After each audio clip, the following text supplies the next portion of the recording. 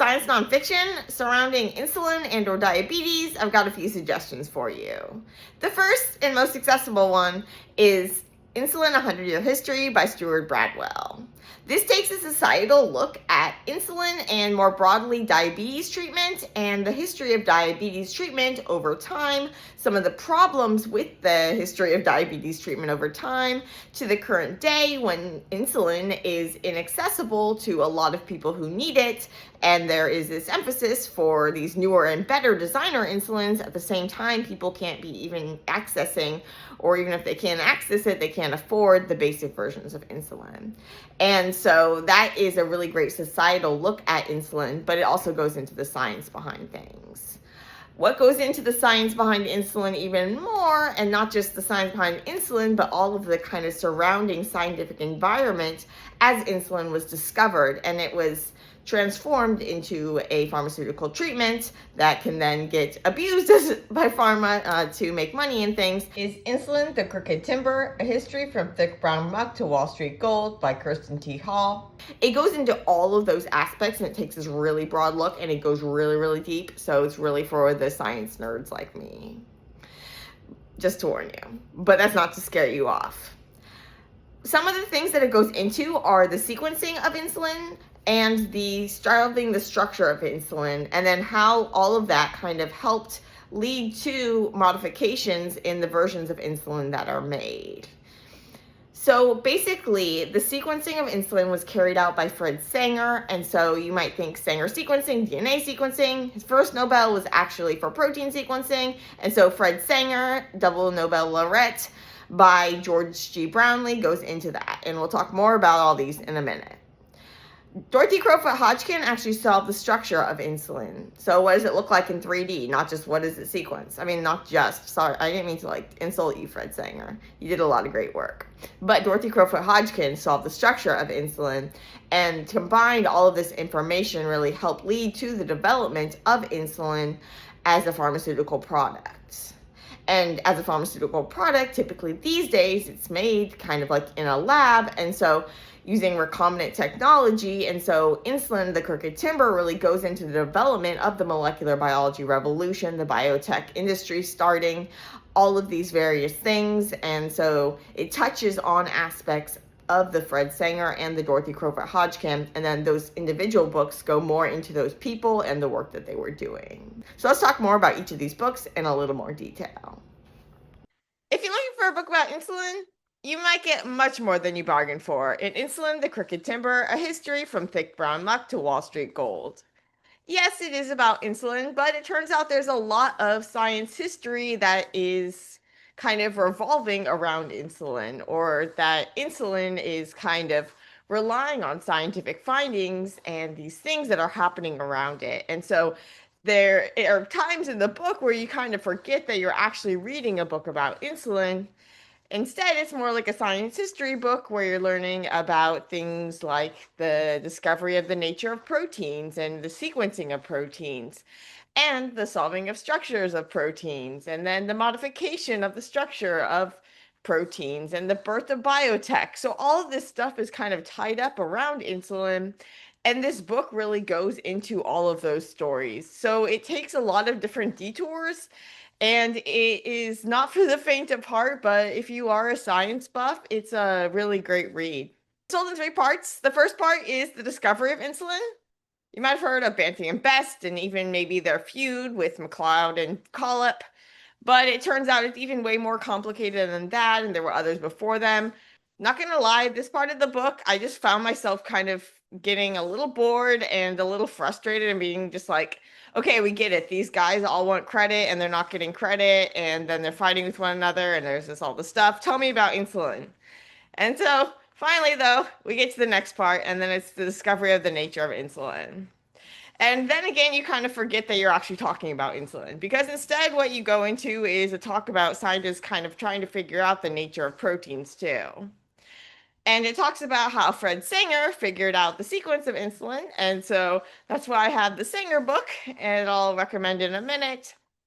and then Dorothy Hodgkin solving the structure of it. So you really kind of go into the technology of the development of X-ray crystallography for determining protein structures and sequencing methods for determining protein sequence. And then how that information is used in order to make insulin that can be used for patients. And so initially they were purifying insulin from different animals, but then they started actually making insulin recombinantly. So basically making it in a lab. And the way that they were doing this was by taking advantage of the birth of molecular biology. And so this book goes into the birth of the molecular biology revolution. And so you go into things like discovering the nature of DNA and how it encodes for proteins or has instructions for making proteins, basically.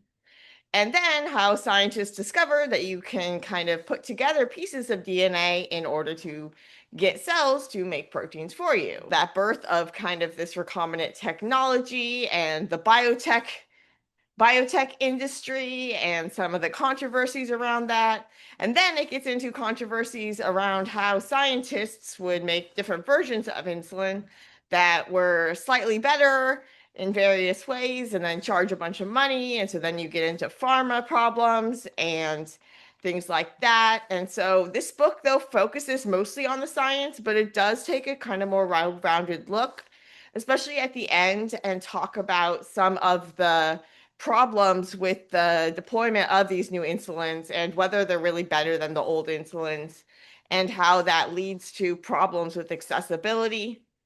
But it also tells you about kind of the science behind those new versions.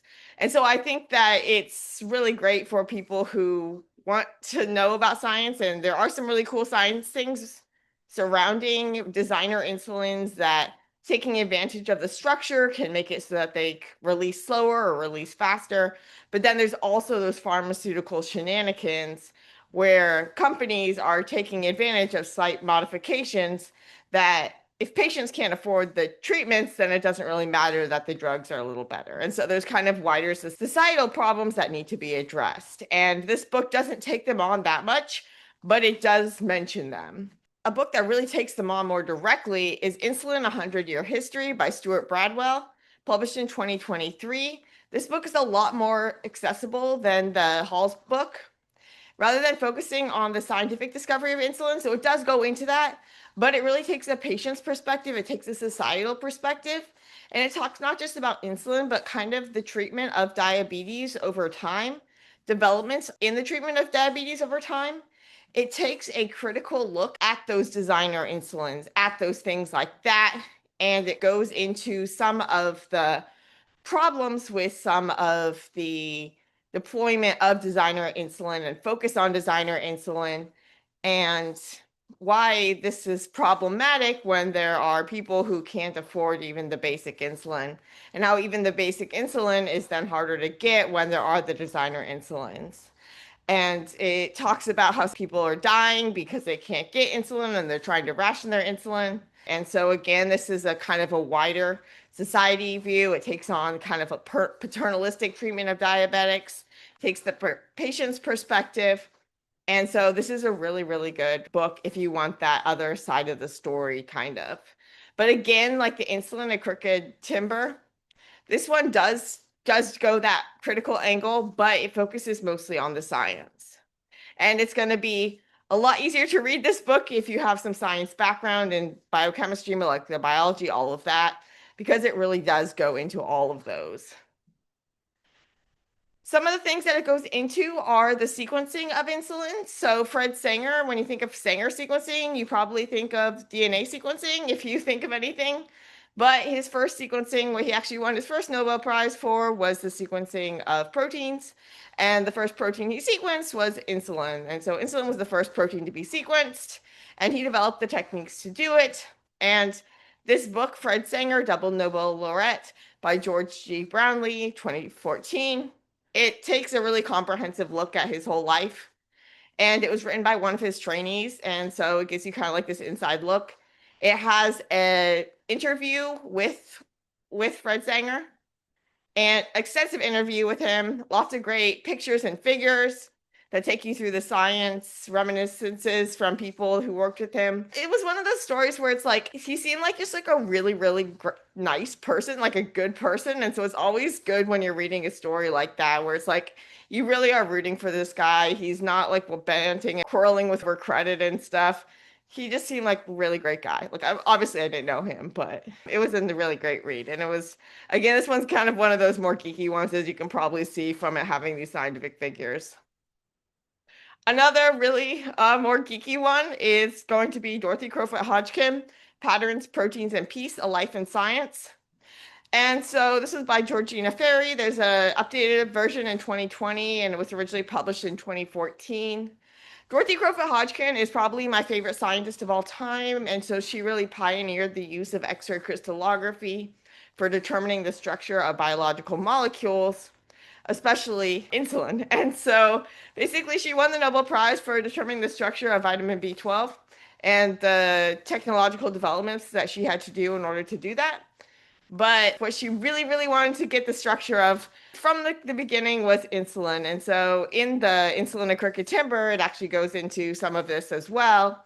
But you go much more in depth in this Dorothy Crowfoot Hodgkin book. And the Dorothy Crowfoot Hodgkin book also talks about kind of how scientists were grappling with what is a protein. And so this is a really nice complement to the Insulin and Crooked Timber book. Dorothy Crowfoot Hodgkin was also another one of those people that just seems like she was a really good person. And she trained a lot of female crystallographers that went on to do great things as well. She was an advocate for peace, all these various things. And so this is a really great book too. So again, if you're looking for a book about insulin or diabetes, if you want a comprehensive look at everything that is even somewhat connected to insulin, then check out Insulin the Crooked Timber. Again, this one's for kind of like a science buffs. All three of these are really for science buffs mostly, but this one's more accessible, Insulin 100-Year History.